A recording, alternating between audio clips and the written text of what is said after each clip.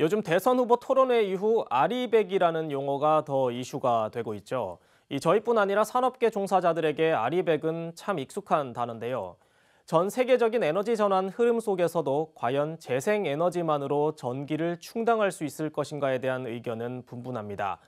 이번 주에는 정부의 에너지 전환 정책이 어디까지 왔는지, 또 앞으로 어떤 방향으로 나아가야 하는지 서울경제 조양준 기자와 알아보겠습니다. 조양준 기자, 안녕하세요. 네, 안녕하세요. 네. 먼저 이 정부가 시작한 에너지 전환 정책 이제 햇수로 5년을 채워가는데요. 현재 에너지 전환 잘 진행이 되고 있습니까? 어떻습니까? 이 재생에너지 확대를 핵심으로 한 문재인 정부의 에너지 전환 정책은 방금 말씀하신 대로 정부 출범 직후인 2017년 시작됐습니다. 네. 일단 정부는 이 재생에너지 보급에 큰 성과를 거두고 있다, 이런 입장입니다.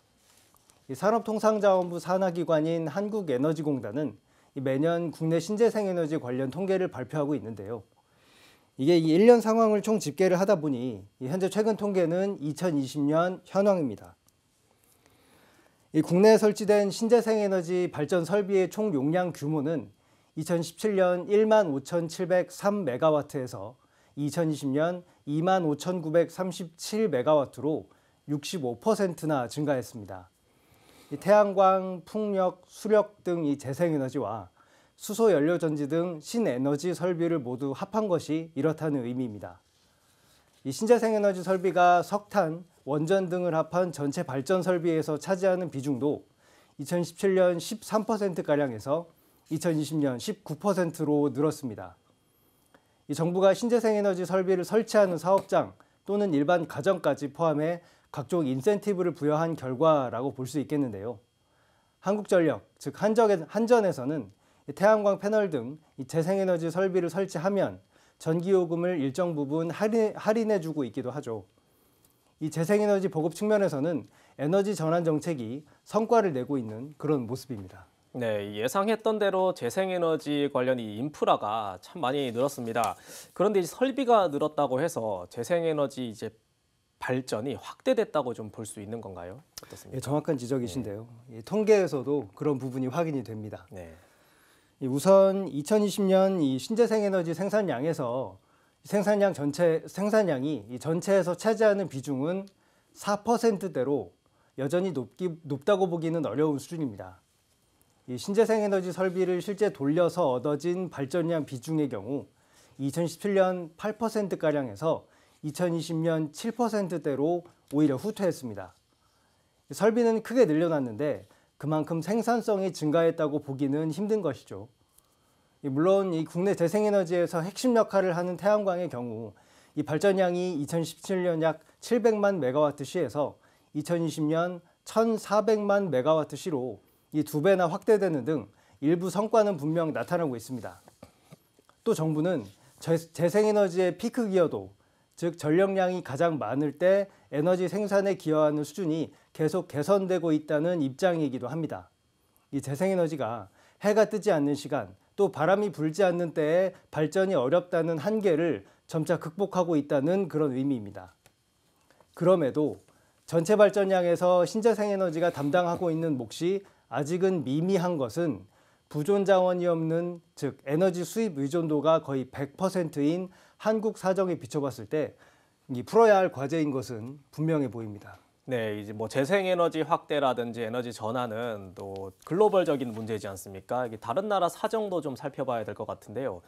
우리나라와 좀 어떤 비슷한 문제점을 안고 있는지 어떻습니까? 이 재생에너지는 아시는 것처럼 일조량, 또 바람의 세기 같은 자연 조건에 크게 영향을 받을 수밖에 없습니다. 네.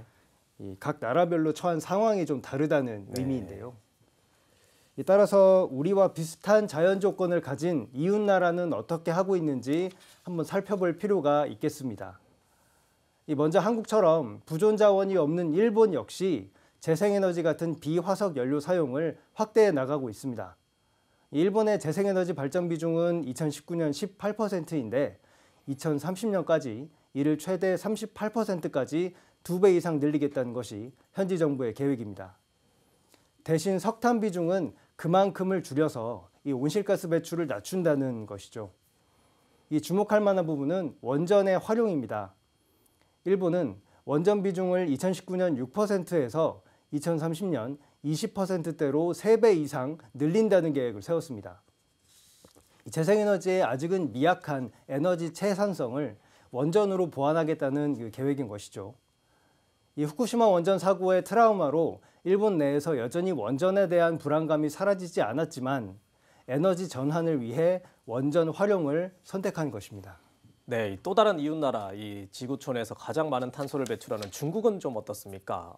재생에너지에 강력한 드라이브를 걸고 있는 걸로 알고 있는데요. 예, 맞습니다. 최근 몇 년 동안 중국이 한 해 동안 자국에 설치한 풍력 발전기의 양이 전 세계에서 설치된 것보다 많은 그런 수준이기도 합니다. 이 중국에서 지난해 재생에너지 같은 비화석 연료 설비의 비중이 석탄 등 화석연료 설비 비중을 처음으로 추월하기도 했습니다. 그런데 중국도 원전 활용도를 높여나가고 있는 것이 눈에 띕니다.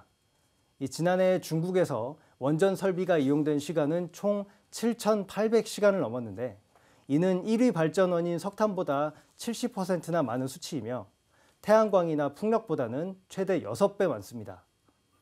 세계 온실가스 배출 1위 국가인 중국은 이 원전을 탄소 중립 달성의 중요한 수단으로 삼고 있습니다. 이 원전이 온실가스 배출이 석탄이나 가스는 물론 태양광보다도 낮은 점을 감안한 것인데요. 실제 중국은 2035년까지 신규 원전을 무려 150기나 새로 짓겠다는 계획을 가지고 있습니다. 특히 중국은 러시아와 더불어 해외 원전 수주를 사실상 싹쓸이하다시피 할 정도로 원전 경쟁력을 키워왔습니다. 정리하면 일본과 중국 모두 특정 에너지원을 배제하지 않은 에너지 믹스 전략을 추구하고 있다는 것입니다.